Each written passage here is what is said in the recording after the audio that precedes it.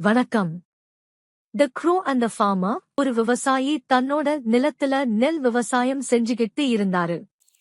அவரோட வீட்டுக்கு பக்கத்துல இருக்கிற மரத்துல ஒரு பெரிய மரம் இருந்துச்சு. அதுல நிறைய காக்காய் வாழ்ந்துகிட்டு வந்துச்சுங்க.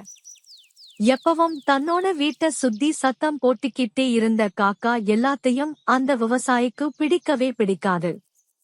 இருந்தாலும் தன்னோட வீட்டுல இருந்த பழைய சாப்பாடு தனியுங்கள்னு காக்கைகளுக்கு சாப்பிட கொடுப்பாரு. ஒரு நாள் அவரோட விவசாய நிலத்துக்கு நிறைய வெட்டு கிளிகள் வந்துச்சுங்க. அதுங்க நிறைய தானியங்கள் மண்ணுமில்லாம பயிர்களையே தின்னு தீர்க்க ஆரம்பிச்சுச்சுங்க. அத பார்த்த விவசாயி ரொம்ப வருத்தப்பட்டாரு. எவ்வளவு கஷ்டப்பட்டாவது இந்த வெட்டுக்கிளிகளை துரத்தணும்னு முயற்சி செஞ்சாரு. ஆனா நிறைய வெட்டுக்கிளிகள் இருந்ததால அவரால எல்லாத்தையும் விரட்ட முடியல. ரொம்ப வருத்தப்பட்ட விவசாயி ஒண்ணுமே செய்ய முடியாம வருத்தத்துல அங்கேயே உட்கார்ந்து தன்னோட நெல் பயிர்களை வெட்டு கிளிகள் தின்னு நாசமாக்குறத பாத்துக்கிட்டு இருந்தாரு.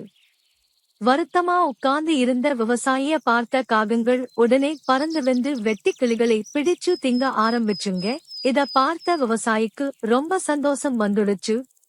கொஞ்சமா எல்லா வெட்டு கிளிகளையும் பிடிச்சு தின்ன காகங்கள் எல்லாம் பார்த்த விவசாயி, அடடா, இத்தனை நாள் நமக்கு தொந்தரவுன்னு நினைச்சுக்கிட்டு இருந்த காக்கா எல்லாம் தான் கொடுத்த சின்ன உணவுக்காக இப்ப நமக்கு உதவி செஞ்சு நம்மள காப்பாத்திடுச்சேன்னு ரொம்ப சந்தோஷப்பட்டாரு.